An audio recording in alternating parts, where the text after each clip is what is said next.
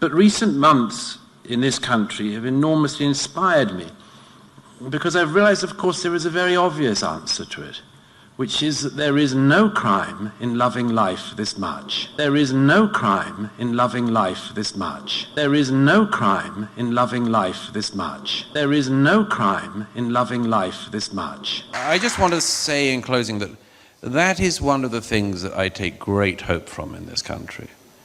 You know, and it's not just that the Israelis are doing well, that you're doing well, it's that I genuinely believe that the people of this country are giving an example to the world. And I want not Israelis to compare themselves to the rest of the world. I want the rest of the developed democracies of the world. I want their people to compare themselves with the Israelis, because if they do, it's them that will be found wanting. I truly believe that Douglas Murray is one of the world's most vile extremists, and the platform which he is constantly offered by people in the media horrifies me. On the 14th of October 2023, he would write, "The Israelis will respond as they see fit. It isn't for non-Israelis to give them advice. Maybe Israel will cut off Gaza and starve Hamas out. Maybe they will have a full-scale military operation to rescue the Israeli captives. Or maybe they will finally put an end to this insoluble nightmare, raze Hamas to the ground, or clear all of the Palestinians from the benighted strip. A strip which Egypt owned but nobody wants. It could be a good time to do it." This is exactly what Israel has done. Douglas Murray says no one should tell Israel to do otherwise. He is openly endorsing genocide and ethnic cleansing, that in the many months since he penned this despicable article, Israel has done exactly that. And yet Murray had no problem, and continues to have no problem with this. He delights in the suffering and murder of Palestinians, and this is why I could not stay silent on this man. This article alone should have seen Douglas Murray punished for incitement to genocide, because the UK is a signatory to the UN Convention on Genocide Prevention. Yet instead of this, Murray's despicable views have been mainstreamed over and over again, and this video will show you how this man is not an expert at all. He is a complete and utter moron who does nothing but genocidal propaganda for the state of Israel. Douglas Murray is such a ridiculous character, and his recent appearance on the Joe Rogan podcast was yet more proof of this, because Murray, the man who went on and on about how certain subjects should be left to experts, and that people like him had a better degree of expertise because they'd been to the region, was proved to be completely false, because his understanding and expertise on the subject of Israel and Palestine looked rather lackluster even in comparison to Dave Smith, someone who is literally a comedian. Murray's comment of "have you been to the crossings" has rightly been mocked, because Murray harps on and on about Iran in spite of the fact that he himself has never been there. So why is it one rule for Douglas and one rule for everyone else? And I think that the answer to this question is very simple. Douglas Murray likes to pretend that he is somehow far more knowledgeable than all of the left-wing college students protesting against Israel's genocide, and one of the ways that he inflates his own knowledge and understanding is by noting the fact that over the last year he has been an Israeli propagandist. He portrays himself as this brave warrior journalist, this expert willing to say things that no one else will dare. But it's just not true. The only reason that Douglas Murray has had unparalleled access to the Gaza Strip is because he's willing to dance the exact tune of the Israeli government. There are so many Western journalists who are not incredibly pro-Palestine who have been pushing over and over again to be allowed to enter the Gaza Strip, something which Israel has denied. And they could have gone in if they were willing to go with the Israeli military, but they know that this won't be a fair account, that these will be curated scenes put in place as Israeli propaganda, and no serious journalist should think that that gives a fair account of what's going on in Palestine. But of course, for Douglas Murray, he doesn't care. He is willing to dance the exact tune of the Israeli military as long as it furthers his own personal goals. criminals. Murray's service of the Israeli genocidal machine has been so fantastic that not only was he given an award by Israel's president Isaac Herzog, but he was also allowed to go into the Gaza Strip to the place where Yahya Sinwar was killed for a weird little photo op. This is just honestly so bizarre when you think about the fact that most journalists are not allowed to enter the Gaza Strip because it is seen as dangerous, but the IOF are allowed to take Douglas Murray in for weird little photo ops. But what I will say about Douglas Murray is that all of the recent mockery does not go far enough. Douglas Murray is still being platformed by organisations like Times Radio, the BBC, and also Joe Rogan, and Rogan considers this man a friend. But no one should consider Douglas Murray a friend. Douglas Murray is a vile extremist. I mean, just listen to these words from one of his former colleagues who worked with him at the Henry Jackson Society, an organisation who you may know from their recent scholarship, which has largely revolved around trying to absolve Israel of its crimes and trying to cast doubt on the death toll in the Gaza Strip. Matthew Jameson, who was a former colleague of Douglas Murray's at the Henry Jackson Society, wrote, "Its associate director, the white supremacist, racist and anti-Muslim bigot Douglas Murray, is the most ugly and offensive example of this vicious, racist, anti-Muslim campaign. Mr. Murray is full of venom and hatred for Muslims. He seems to have a perverse and deranged obsession with all things Islam related. In a ghastly speech to the Dutch Parliament in 2006, Murray stated, 'Conditions for Muslims in Europe must be made harder, and all immigration into Europe from Muslim countries must stop.' There is the strong stench of fascism emanating from Douglas Murray, who is associated with the likes of racists such as Robert Spencer, banned by the UK Home Office from entering Britain due to his status as a hate preacher, and support for former English Defence League thug leader Stephen Christopher Yaxley Lennon, known by the pseudonym Tommy Robinson. Indeed, Murray has become such a toxic political pariah that the Conservative Party front bench had to cut off relations with him.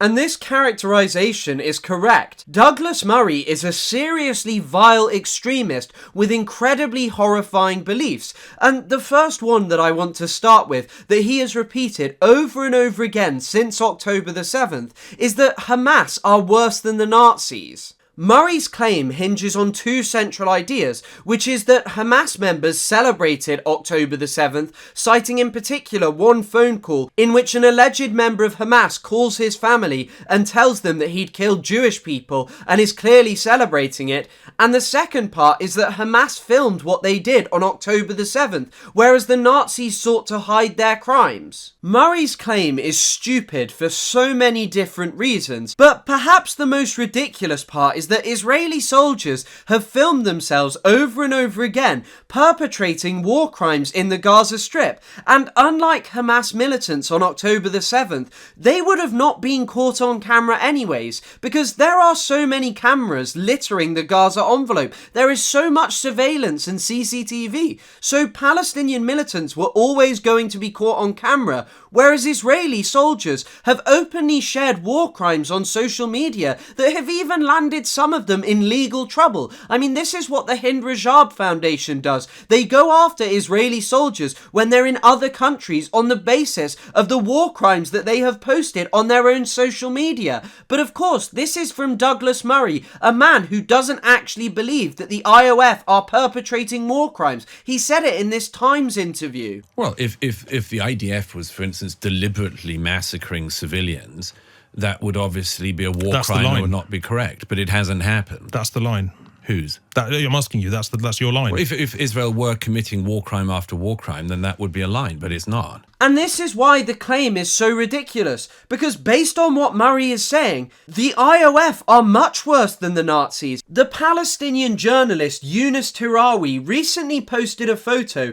of Israeli soldier Matan Ben David, who belongs to the Golani Reconnaissance Brigade, who you will know because they were responsible for the massacre of 15 aid workers and then and burying them in a mass grave to hide the crimes that they had perpetrated. Well, on the 28th of March, after the massacre was committed, Matan Ben David posted a photo of him in Rafah with the caption, "Until next time, you son of a bitch." And in the background, you can see the place where the mass grave was dug. He posted his war crimes on Facebook. How is this not worse than what the Nazis did? The same could be said for the plethora of images of Israeli soldiers posing in the underwear and lingerie of displaced or murdered Palestinian women, or the constant images of Palestinians stripped to their underwear, blindfolded and handcuffed. These images are crimes in of themselves, and they are taken with the specific purpose of sexually humiliating Palestinians, and they are proudly shared by Israeli soldiers.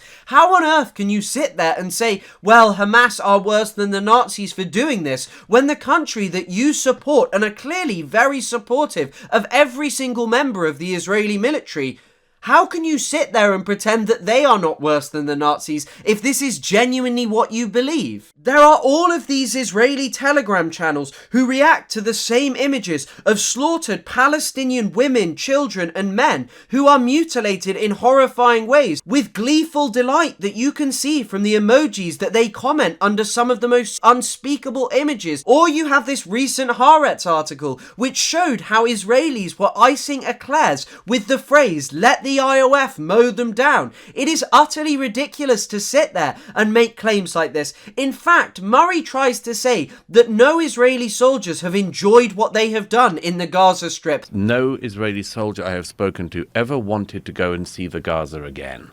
Okay? Nobody wanted to go back.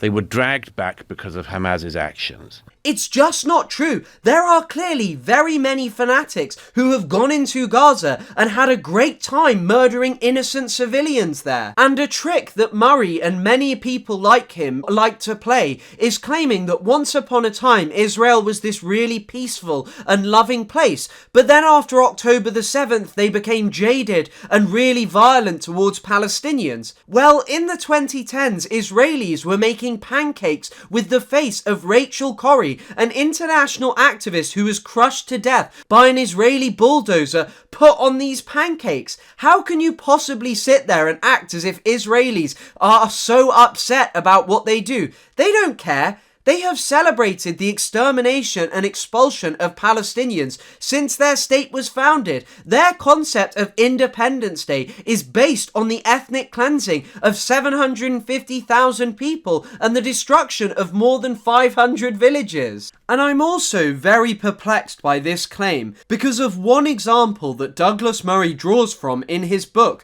to prove that the Nazis weren't proud of their crimes, and this comes from Heinrich Himmler's Posen speech. And what Himmler said was that we can talk about it among ourselves, yet we will never speak out of it in public. I am referring to the evacuation of the Jews, the extermination of the Jewish people. It is a page of glory in our history that has never been written and is never to be written. Murray goes on to say, Himmler and his SS were among the most evil people in human history, yet even they sought to cover over their crimes. Here in 2023, in the form of Hamas, were people who were boasting of their crimes, were proud of their crimes, and indeed wanted to broadcast their crimes for the world to see. But is this not just a bizarre quote for Douglas Murray to choose? Because Himmler is clearly proud of his crimes. He says it is a page of glory in German history. He is not upset about what they've done, and he is speaking to many SS officers. What he is saying is, yeah, we're not going to broadcast it to the public, but still they should be proud of killing that many Jewish people, a far grander number than those killed on October the 7th. But what's also particularly ridiculous about this, and is noted in a Time magazine article about how dangerous this comparison really is in terms of altering the history of the Holocaust, What it says is the Nazis didn't want to broadcast their crimes to potential victims because this could have increased resistance.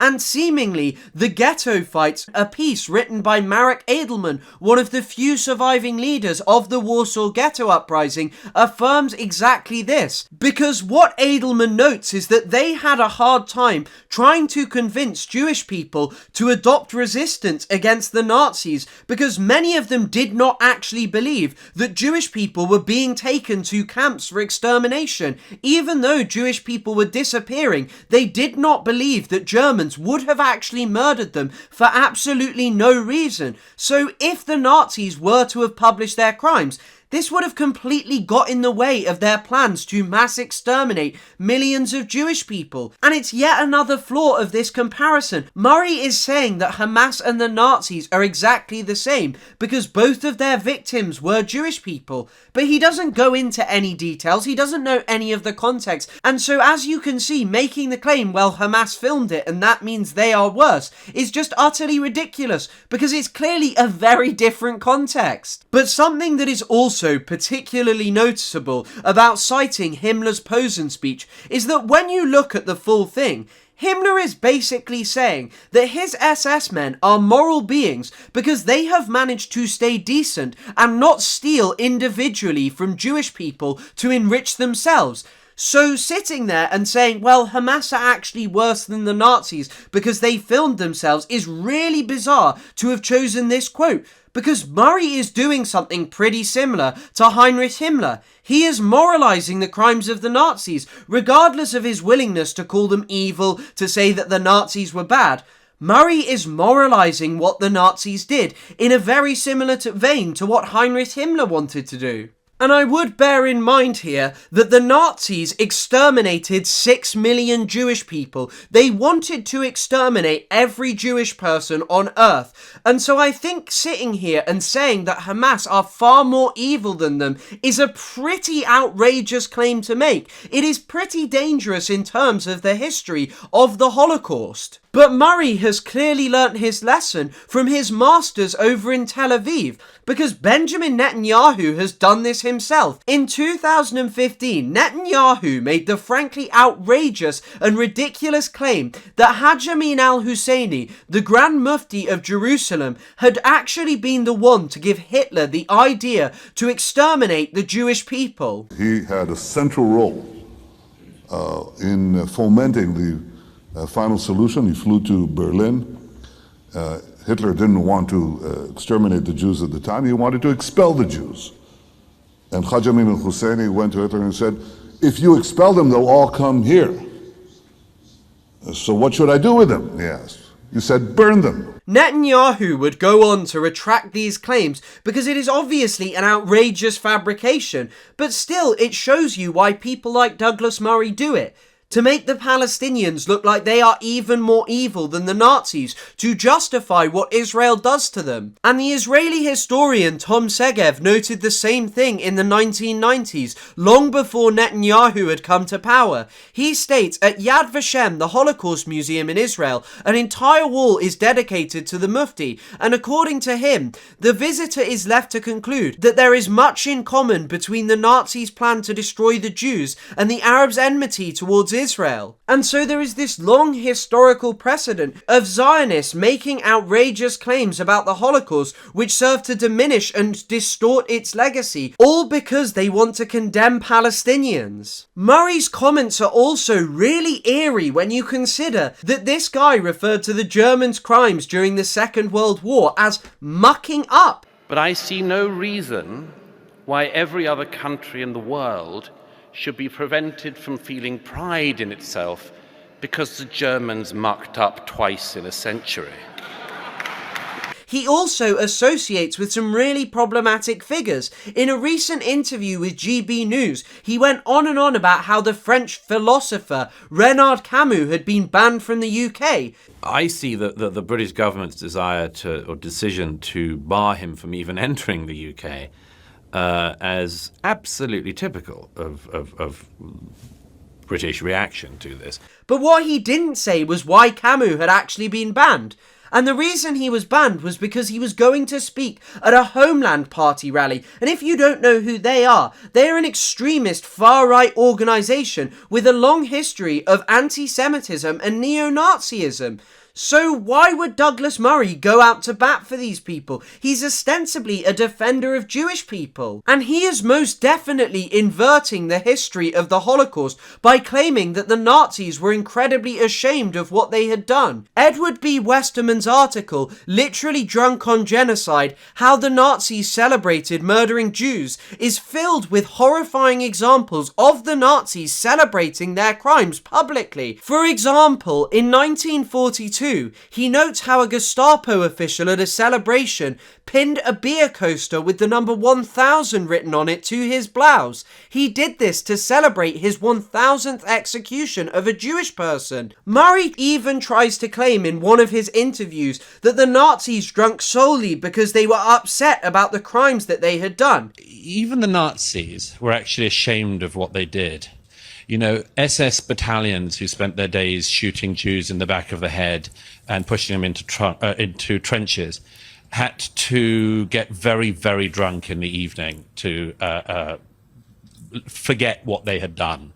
And Edward B. Westerman's article provides a very different picture of this. What Westerman says is that drinking incentivized and rewarded murder. It promoted disinhibition to facilitate killing and acted as a coping mechanism. So its use as a coping mechanism was but one part. It was also a tool of celebration. But Murray, again, did not care about this when it could be used to demonize Palestinians. Or you could highlight this example from Time Magazine's article, which I mentioned earlier. It states, contrary to some claims being made in 2023, many Nazi perpetrators took delight in torturing their victims. The killers themselves, in any case, did not shy away from crowing about their crimes in official documents. Mobile Killing Squad commander Franz Stahlecker sent a report to Berlin in January of 1942, proudly proclaiming that his unit had killed 118,000 Jews. He included a map of the Baltic states with coffins drawn in each one and the annotation that Estonia was Jew-free. This unit alone killed more than 100,000 Jewish people, and Douglas Murray wants you to believe that the Palestinians and Hamas are more evil than this. And this is why I am so set on the idea that Douglas Murray is a really dangerous extremist who is willing to say anything. He literally just uses anti-Semitism to further his own arguments, his own personal brand, and also to justify the extermination of tens of thousands of innocent people in the Middle East. The final point that I want to make on this topic is that it is in of itself utterly ridiculous and unscholarly to compare Hamas to the Nazis on the basis of the fact that both of their victims were Jewish people. And this touches on something far wider than Douglas Murray, but I think the reality is that most Westerners have no idea what the Nazis actually thought. They actually just think in the kind of terms that Murray does in this book, that the Nazis were just evil and they killed Jewish people because of that. And of course the Nazis held horrifying beliefs and did unspeakable things.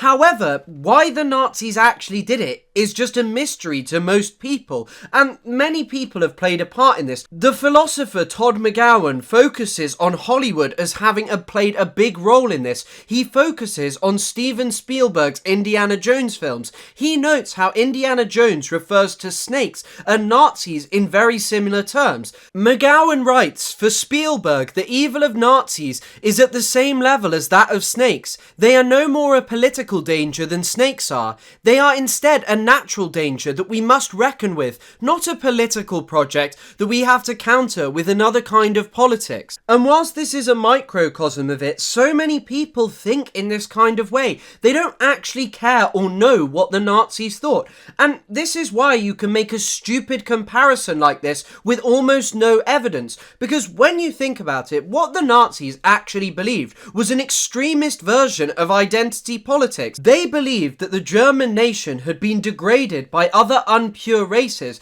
and that in order to reach a period of harmony, they needed to destroy many of these races and target those who had damaged German society. And there were many people who were targeted because of this. You had different ethnic groups like Slavic people, you had political groups, gay people, disabled people, and you also, of course, had the Jewish people. In particular, the Jewish person in Nazi propaganda was always seen as the worst, because what Nazis would say is that they were parasitic, that they could insert themselves into any Western society, pretend to be like that society, and then destroy it from within. And how is this similar to what Hamas says?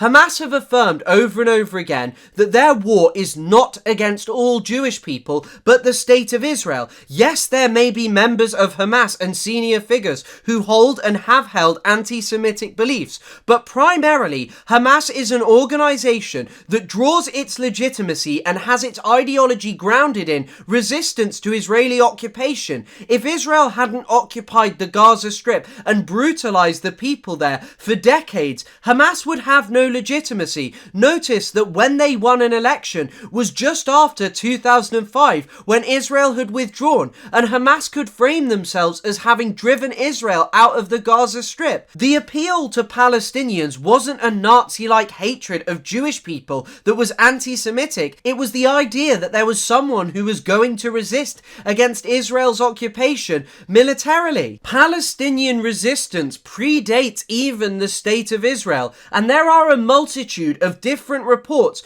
most notably, in my opinion, the King Crane Commission, organized by the US and headed by an American academic and a professor who went to Palestine and surveyed people there and said that it was a terrible idea to build a Jewish state in the land of another people because it would always require force in order to maintain, and that is all Israel has ever been. It has required massive force against the indigenous people of Palestine who don't want to be oppressed, who don't want to live as second or third class citizens in their historic homeland. But this is always what is discarded from Murray's thought. He doesn't want you to ever question, well, actually, what did the Nazis believe? What do Hamas believe? Because he just wants you to think that they are barbarous monsters who kill because they're all evil and crazy and are in a death cult, as he likes to say. And I will also note, as Martin Shaw, the scholar of genocide studies, has, on October the 7th, Israelis were not targeted primarily as Jewish people. They were targeted as Israelis. They were targeted because they live in land that once upon a time belonged to Palestinians before they were ethnically cleansed and before that subjugated and broken by the British Empire and its colonial regime. And that is why on October the 7th you had over 70 foreign nationals, predominantly Thai workers, who were targeted by Hamas, and also a number which I have struggled to find of Palestinian citizens of Israel who were killed on October the 7th by Hamas. And I know that someone who thinks they're clever is going to say, well, does this mean that the Nazis didn't hate Jewish people because they had many other victims? No, because the thing is entirely different. The Nazis exterminated Jewish people, as I noted, because they were portrayed as a parasite responsible for the degradation of German society and the decline that it was experiencing, whereas Palestinians are fighting against Israel and killing Israelis, including civilians, directly as a result of Israeli occupation. You cannot sit there and claim that these two things are the same. It doesn't necessarily mean that killing vast amounts of civilians and perpetrating war crimes is acceptable, but what it does show you is comparing these two things is ridiculous, and it serves to obfuscate what the Nazis actually believed. And in a time of rising fascism, how is this a good idea? When there are more and more people who target Jewish people, why are you doing this? And literally, the whole reason that Douglas Murray is doing this is to spread pro-Israel propaganda and to make it so that Palestinians are dehumanized and are worthy of extermination. This is something that Seth Anziska wrote about in his book, Preventing Palestine, in 2019. He noted how Menachem Begin, when Israel was on the brink of invading Lebanon, consistently referred to Yasser Arafat as a two-legged beast and stated that if Israel did not invade Lebanon, there would be another Treblinka, an extermination camp where 1 million Jewish people were killed. And they did this to dehumanize the Palestinians and exclude them from polite society and participating in politics, because no one wants to deal with Nazis. But perhaps the starkest of all the warnings came from the Israeli Boaz Evron in the 1980s, who wrote against the direct comparison between Palestinian ire towards Israel and Nazi anti-Semitism. Evron would say, "A leadership cannot be detached from its propaganda as a reflection of reality. Thus the leadership begins to act within a world of myths and monsters of its own creation." I think Evron's words are also particularly poignant when discussing what Douglas Murray thinks and says about Palestine and Palestinians, because as you can see, he notes that the Israeli leadership ends up existing in a world that is not real. And Douglas Murray does exactly the same thing. He tries to tell people that the IOF do not commit war crimes. He never talks about starvation. He blames everything squarely on the Palestinians without ever discussing the issue of Israeli settlement of Palestinian territory and the increasingly abusive policies that Palestinians are subjected to. It is not dealing with a real or factual world. It is existing, as Evron said, within a world of myths and monsters. And I think that if Evron could have seen how much worse it has gotten than 1980, he would be vindicated in what he had said and horrified, because Israeli society is currently in very vast support of expelling 2 million Palestinians. They agree with Trump's plan to ethnically cleanse Gaza. They also have continually supported Israel's genocide in the Gaza Strip and have in fact said that Israel should go further. And this is why I say Douglas Murray is a vile extremist and a dangerous Israeli propagandist. He is spreading wicked propaganda to vast audiences in the West with increasingly larger platforms. He's welcomed on Joe Rogan, The Times, BBC recently even, to spread this kind of stuff. And this is exactly what is leading to the extermination of tens of thousands of Palestinians, the starvation of 2 million people, which, by the way, Douglas Murray doesn't even seem to care about commenting on. And as I say, this man claims that it is Israeli soldiers who are the real victims. First of all, your characterization of the slaughter, it's horrible. The war in Gaza. It's horrible that young Israelis have to go in yet again to Gaza and try to find Israeli hostages and try to get the leadership of Hamas. That's what's horrible about it? It is not the case. Yes, because I think there's a consequence to starting wars. He is deranged. This is poisonous and foul rhetoric. And I just want to close this section on Douglas Murray's Holocaust revisionism and the way in which he is effectively doing apologia for the Nazis in service of Israeli propaganda with talking about how on Joe Rogan's podcast, Douglas Murray went on and on about Joe Rogan and Dave Smith attacking them for revising the history of World War II, condemning them for opening the sluice gates on the right and looking into the sewers and such. But Murray is also incredibly guilty of this, because Murray constantly traffics in the Great Replacement theory. Now, if you don't know what the Great Replacement theory is, it is the idea that one day white people within Western society will be outnumbered by migrants, and it is always unwilling to confront the fact that the white birth rate is declining and we are bringing people over here because of the rapacious march of capitalism. And if you want that to change, you should probably be arguing against capitalism rather than claiming that first of all Muslims are responsible for the degradation of our society, and also that we would easily be able to survive without this migration. But the reason that I bring this up is because the Great Replacement theory has inspired a multitude of different mass killers. For example, Anders Behring Breivik, who killed 77 people in Norway, and Brenton Tarrant, who killed 51 Muslims in Christchurch, with his manifesto being titled The Great Replacement Theory.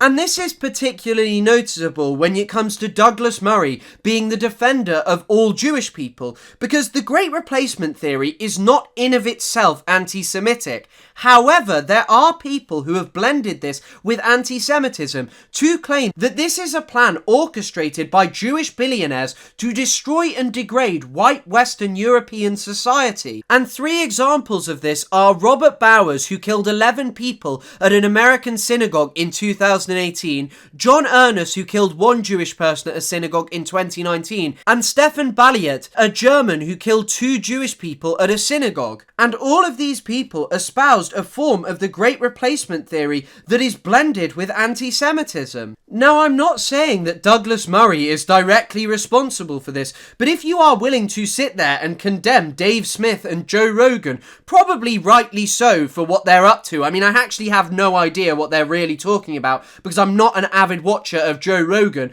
but I'm sure that he is engaged in some bizarre conspiracy theories, which are dangerous. But what Murray does is also open the sluice gate, because Murray has no problem with praising Viktor Orban, and Viktor Orban also espouses the Great Replacement theory, and he does not always do it, but what he does do is that he does sometimes condemn George Soros in particular for having been an orchestrator of migrants coming to Hungary, being weaponized to destroy the country and Christendom, and Murray constantly praises him. And so, just like the topic of being expert, it is one rule for Douglas Murray and one rule for the rest of us. He can traffic in dangerous conspiracies, he can go on and on about the Great Replacement theory, he can refer to the Holocaust as mucking up, associate with people who have undeniably espoused anti-Semitic views, as long as they support Israel. It's as simple as that, because these people are not concerned about anti-Semitism. I will keep on repeating this.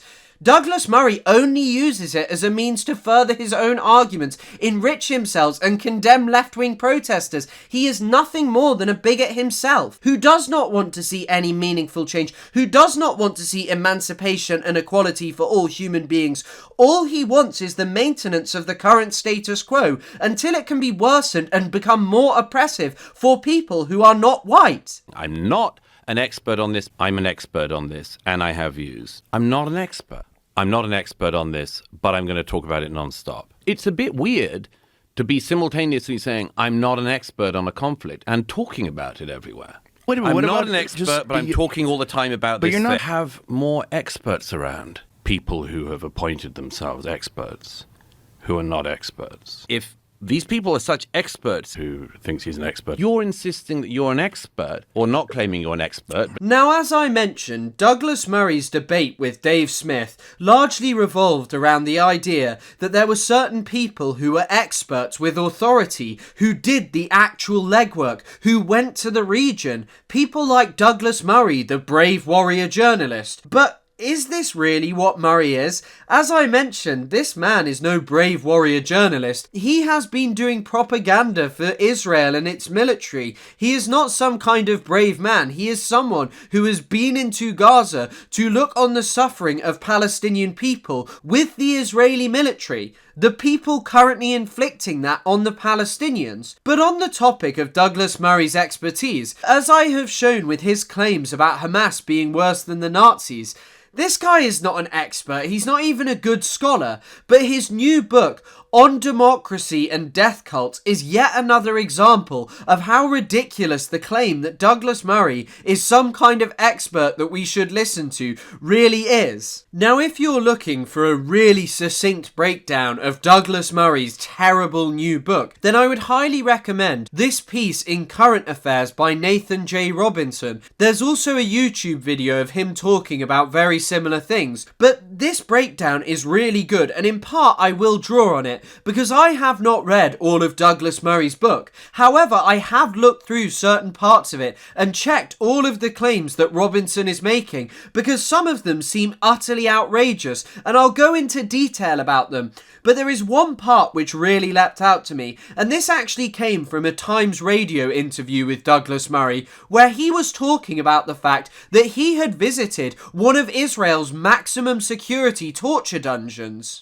You also visit an Israeli prison for captured Hamas fighters in the book. You say you spent hours there, but you don't quote anybody there. You don't paraphrase anybody there. You say, although I saw people I knew from the atrocity videos, there was nothing to learn from them. Why are Palestinian voices so absent from this book? Now, in of itself, visiting an Israeli torture dungeon is bad enough, Because in any decent society, anyone who enters into a space like that, where systemic torture, whether that is sexual, physical or mental, is used every single day against people, to the point where prisoners have to have limbs amputated because the handcuffs that Israelis use on them are so tight, and they beat Palestinians and don't let them go to the bathroom, so they end up defecating on themselves. Well, anyone who goes into a space like that, they should be going to The Hague. If you are doing propaganda, you should be behind a glass box, because that is not a normal space that needs to be spoken about. Many of the people in Israel's torture dungeons have never been tried. They are held under administrative detention, and young Palestinians, such as a 17-year-old from the West Bank who was never tried, recently died due to severe abuse and neglect in Israeli jails. He had so many illnesses that came from his treatment. And Murray doesn't once mention anything about the level of brutality in these Israeli torture dungeons. He actually looks at the Palestinians there and says that they are humiliated. It is really quite something. And Murray went to one of the highest security ones, where no doubt the abuse is particularly bad. And when you consider that you have more than 60 Palestinians who have been executed inside these torture dungeons, whether that is through sadistic abuse or neglect, it is a truly horrifying thing. You have cases like Dr. Adnan al-Bursh, who was never actually charged with a crime, and yet he was found beaten severely, naked from the waist down. He was murdered, and his body has never been released, and people have speculated that perhaps he was tortured to death sexually. And is this really an outrageous speculation to make when you have the case of a Palestinian who was gang raped by Israeli soldiers on camera, where he had items inserted inside of him that caused damage to the point where he needed surgery? And I think it's worth here going back to the fact that Murray claims most Israelis begrudgingly enter the Gaza Strip, that they don't celebrate the things that they do to Palestinians. Well, of course, you first of all had a riot, a January 6th style event, where Israelis attempted to break into an Israeli torture camp to get the people charged of these crimes out. But you also had Hanoch Milwidsky, a member of Netanyahu's Likud party, who in a discussion with Ahmed Tipi, a Palestinian member of the Israeli Knesset, who was asking was it legitimate to use sexual torture on Palestinians, stated, if he is a Nukhba, which is an elite member of Hamas's fighting force, everything is legitimate, everything. He did not deny the gang rape had occurred. In fact, he said it was legitimate. Itamar Ben-Gvir, Israel's Minister of National Security, referred to these people as heroes. He has spoken consistently about his own pride over the horrifying conditions that he has instituted in these torture camps. Is this really congruent with Murray's idea that all Israelis wanted to do is dance, that they are the lovers of life fighting against an evil death cult? Because Murray is set on the idea that extreme actions of violence on October the 7th, some of which happened and some of which didn't happen, indict the entire Palestinian population as a death cult. But Israel, a place where systemic sexual torture and abuse is clearly government policy, well, he thinks they're the good and moral people who we should be allied with. And Murray claims that the Palestinians that he saw inside the Israeli torture camp were 100% people who committed crimes on October the 7th. They were in videos, he claims.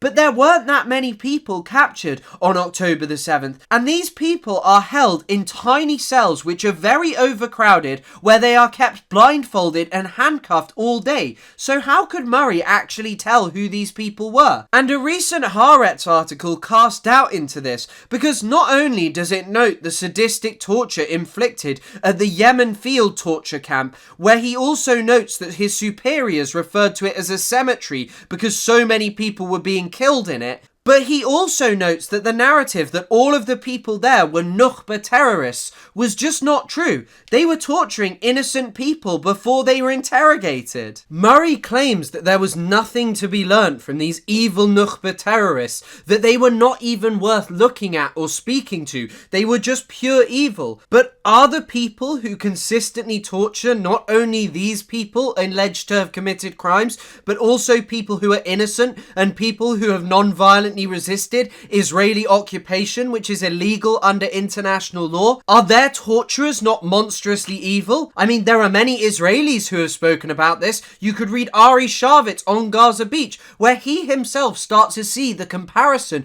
between what he is doing and what the Nazis did to Jewish people themselves. But Murray thinks that that's just not something that his readers need to hear or something that is worth mentioning for him, because Murray is no expert. He presents one side, and he does this with the specific goal of justifying the extermination of Palestinians. And not only does Murray choose to leave out certain parts of what is happening in Palestine so as to maintain his narrative, he sometimes just outright lies. When he discusses his visit to the Israeli torture dungeons, he has this to say. He states that conditions in Israeli jails were pretty good before October the 7th, fairly relaxed. This is just a ridiculous lie. There is no other way to put it. There is no truth to what Murray is saying. There are so many articles which detail horrific abuse by Israelis of Palestinians inside their prisons long before October the 7th. You have on Gaza Beach, which is from the First Intifada, when horrific violence was used against Palestinians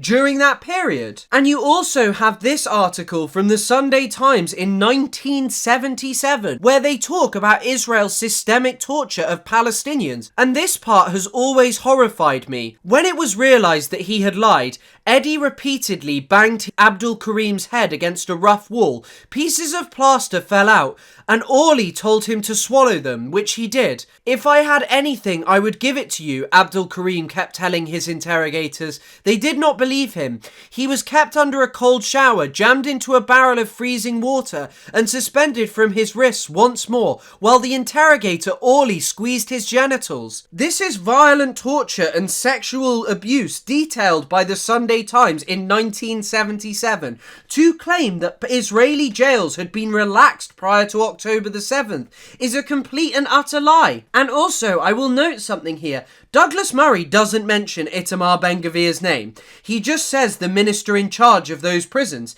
He makes an active choice not to mention Itamar Ben-Gvir, Israel's Minister of National Security, who controls the country's police and prisons, because Murray loves to harp on about how Palestinians are religious extremists who kill for fun and believe that it is some kind of divine plan pleasing God. And I'm sure that you could find examples of Palestinians who believe this, but one thing I can tell you is that this is completely what Itamar Ben-Gvir believes. Ben-Gvir is a disciple of Rabbi Meir Kahane, a man who tried to introduce bills to the Israeli Knesset that were strikingly similar to the Nuremberg laws, according to another member of the Israeli Knesset, and someone who advocated for expelling every Palestinian. So why are you choosing to omit his name in your book?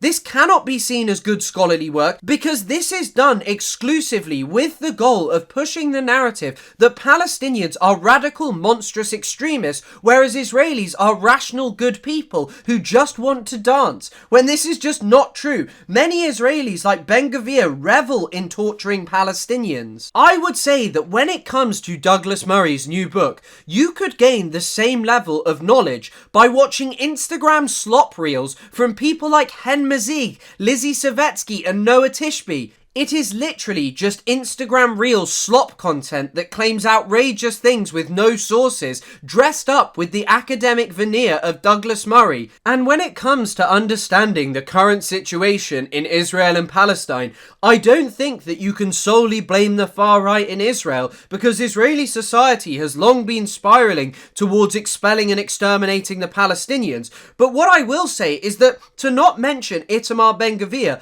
or Israel's finance minister Bezalel Smotrich in a book called On Democracies and Death Cults, where you claim over and over again that it is Palestinians who don't want peace because they are unwilling to stop killing Jewish people, when Bezalel Smotrich was publishing a plan about expelling, subjugating and killing Palestinians in the late 2010s, and he is now Israel's finance minister.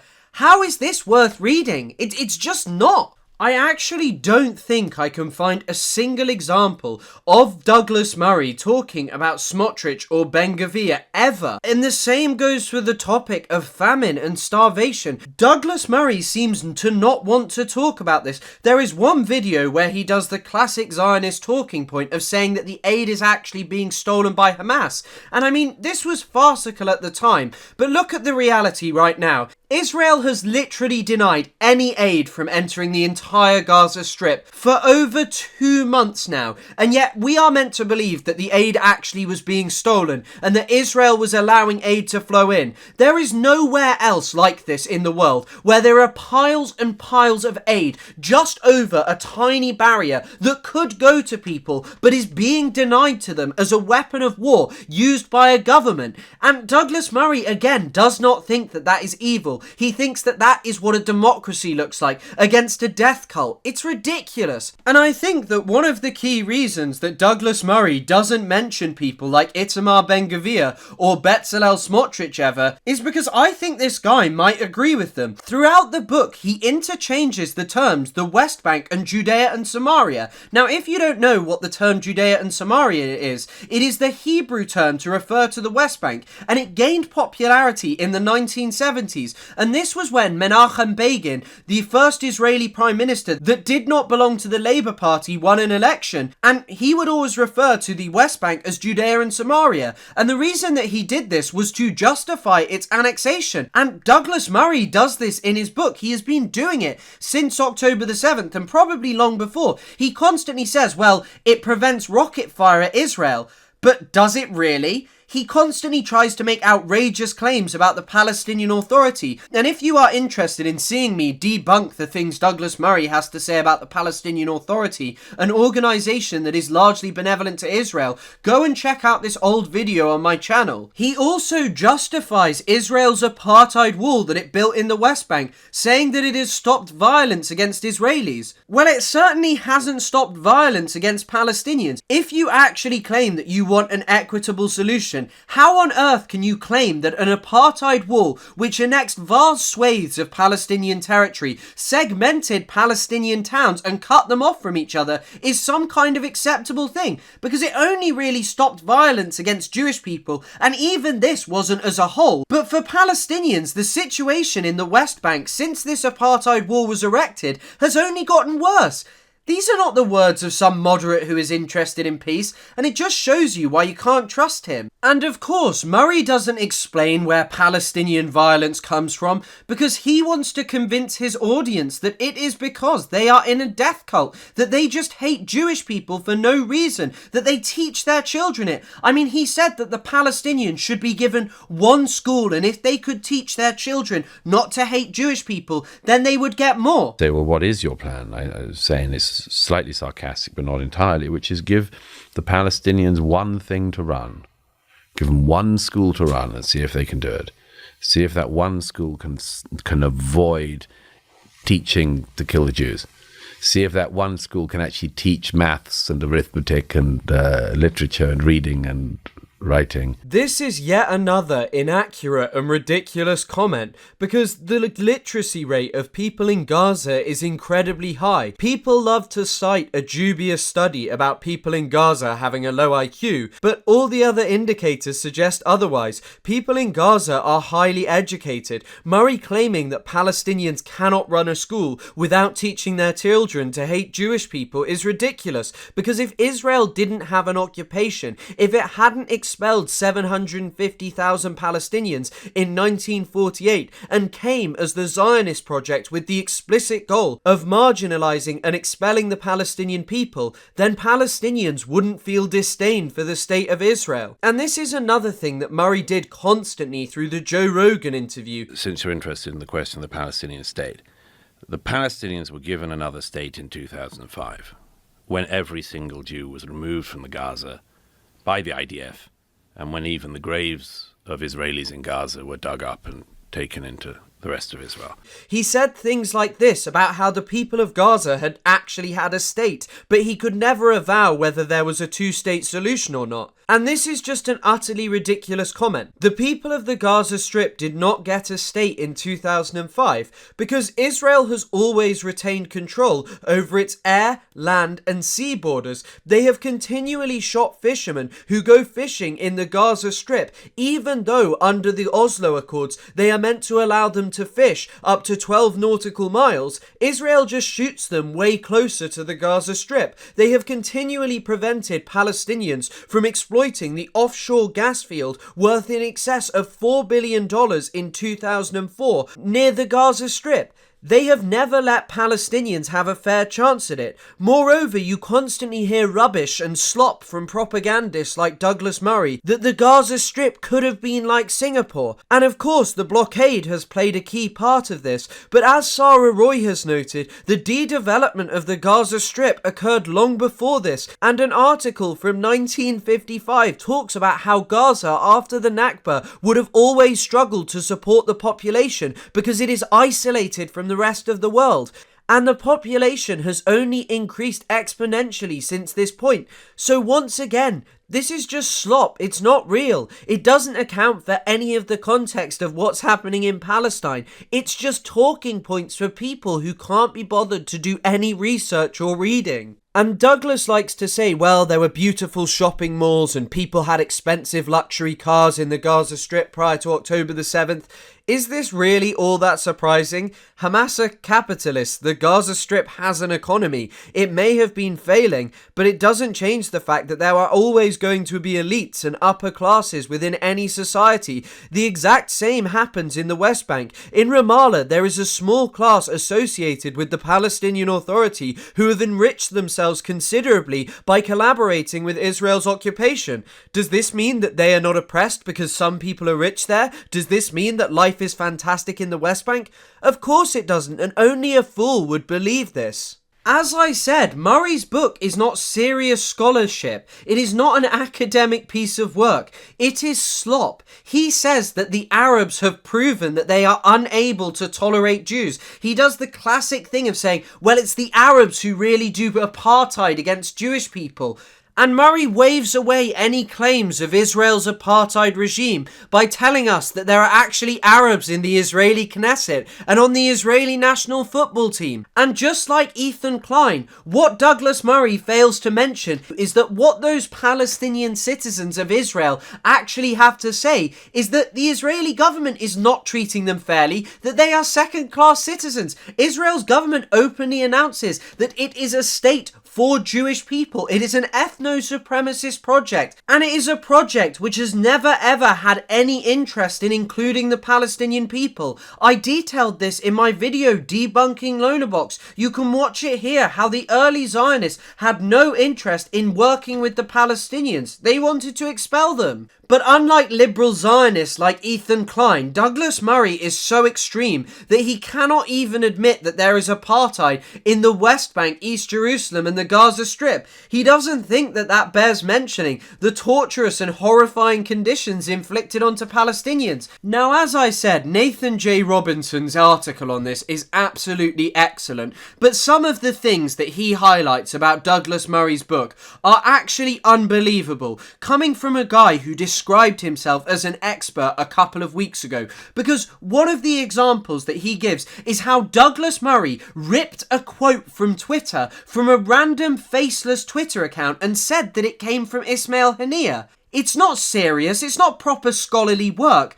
That's utter rubbish. As Robinson notes, if you have been to university, you would literally be marked down for that. You would not be able to achieve the highest grade. They would tell you that that is terrible practice because the quote doesn't even seem to have an actual source. It is just something someone decided to put on Twitter. And there are so many other just Zionist slop talking points in here. He claims that the Hamas members are billionaires, citing only one New York Post article, a tabloid newspaper. Not exactly scrupulous now, is it? And you also have the fact that he claims that Sinwar's wife had a $32,000 Birkin bag. It's just not true either. And this is meant to be the expert on this that we should trust because of his expertise and having been there. And it shows you the lack of skill that you have to become a Zionist propagandist, because this guy is literally one of the most esteemed and decorated Zionist propagandists. And another example highlighted by Robinson is that Murray spreads this talking point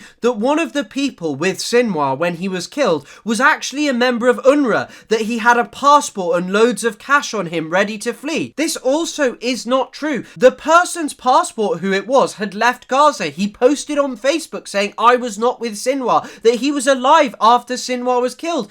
And yet you have Douglas Murray just saying this. How can you trust this guy? And another uncited claim that Douglas Murray made on the Joe Rogan podcast, which was particularly ridiculous, was the claim that the reason for the extensive destruction in the Gaza Strip is because of house-to-house fighting and the fact that almost every house is booby-trapped, so the IOF just had to blow them all up. When you talk about the destruction in the Gaza, something you probably haven't realized, but is one of the reasons why the destruction looks so bad and is so bad, is because when the IDF were clearing the areas that they'd asked the civilian population to leave and were going house to house, it's every second or third house in Gaza that has either munitions or tunnel entrances. Everybody who has been there knows is that you go into a mosque and you know there will be either rockets and or tunnel entrances. You go into a hospital and you know that there will be grenades or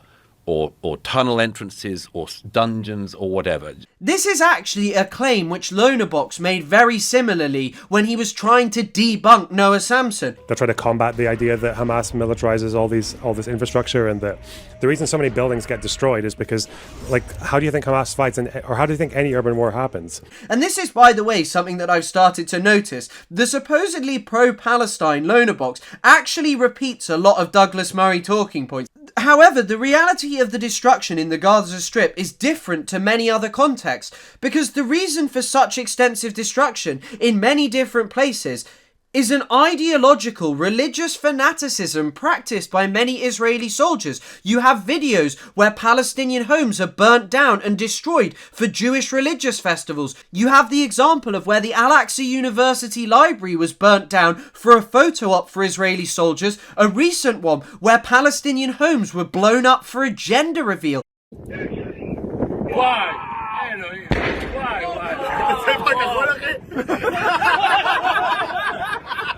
And other examples where buildings like the Turkish Cancer Hospital, which had been used as a military base, granted, was blown up, but it was used as a military base by the Israeli military, not Hamas, not Palestinian Islamic Jihad. It was Israel who used it as a military base and then blew it up. And yet you have people like Lonerbox and Douglas Murray claiming that the reason for this destruction is because of the way that they've been fighting. Of course, Hamas undeniably used booby traps, but it's also clear that the Israeli military have been implementing a systemic policy of wiping away Palestinian culture, history, agricultural land and society. They are perpetrating genocide. They don't want Palestinians to be able to exist in Palestine. This is why they're doing these things. It's not some necessity of war. I mean, Yunus Tarawi, the Palestinian journalist, has some of the most extensive reporting on this. He dropped an article in late 2024 about how companies from the West Bank that normally build settlements were employing Israeli civilians to go into the Gaza Strip just to demolish homes for the sake of it. Religious fanatics clearing the land for Jewish settlement. Louis Theroux's recent BBC documentary also noted this. He spoke with Daniela Weiss, a key leader of the settler movement, who was talking about settling the Gaza Strip. They are wiping away Gaza because of their plan to ethnically cleanse and genocide the Palestinian people so that Jewish settlement can occur in Gaza. To sit there and pretend that this is comparable to other situations is really ridiculous because of that. Because the destruction is not because of military necessity. It is because they're doing genocide. All of those photo ops and videos where Israeli soldiers stand in front of burning homes and take pictures show you that this is not because of military necessity. They have destroyed for fun, in revenge, and because of their ideological commitment to wiping away the Palestinian people. And there's also one final thing that I would like to note in this section, which is really comical from his book, which is when he brings up a quote from an Israeli talking about how Hamas shooting an ambulance on October the 7th was an act of pure barbaric evil? Well, obviously, since Douglas Murray has published his book, the Israelis massacred 15 aid workers, crushed up ambulances, but this is also part of a wider systemic pattern of not only Israelis targeting healthcare, dressing up as doctors to go and assassinate Palestinians, but you also have the fact that Israel has a long history of targeting ambulances. And it just shows you how all of the stuff Murray is saying is just complete and utter nonsense. Now this is where I'll leave the video, because the amount of hateful rhetoric that Douglas Murray has spewed is impossible to debunk in one video. Over and over again, Murray has been offered platforms, in spite of the fact that, as Matthew Jameson put it, he has a perverse and deranged obsession with everything Islam, and I don't think that Jameson is wrong. Yet Douglas Murray was allowed to host Piers Morgan's show whilst Morgan was on holiday. He's constantly on Sky News Australia. He was on the BBC, Times Radio, the Joe Rogan podcast, everywhere. This man is a vile extremist who has no expertise and has spent an entire year embedded with a military who not only is perpetrating genocide in my eyes and the eyes of so many different experts, esteemed scholars in genocide studies, now Josep Borrell, the former chief of the European Union, who has said it now that he no longer has his mandate. Murray is a shill for a state whose leaders are wanted at the International Criminal Court, and he is still allowed to appear on television. It is really indicative of the point that society has reached. This man is a dangerous extremist, and his views and his hatred of Palestinians needs to be dealt with. He needs to be removed from the air and blacklisted. But of course, this just isn't going to happen, because whilst the British government might pretend that they don't hold the same beliefs as Douglas Murray, that they don't agree with starving and exterminating people, they don't lift a finger to stop it. And that's what the difference is between Douglas Murray and a liberal Zionist who runs away from the excessive violence of Israel. Murray embraces it. Murray revels in it. Murray adores it. He constantly speaks about the brave IOF, how the Western people should all learn from the Israeli military and what they do. He is a creepy and sadistically evil man.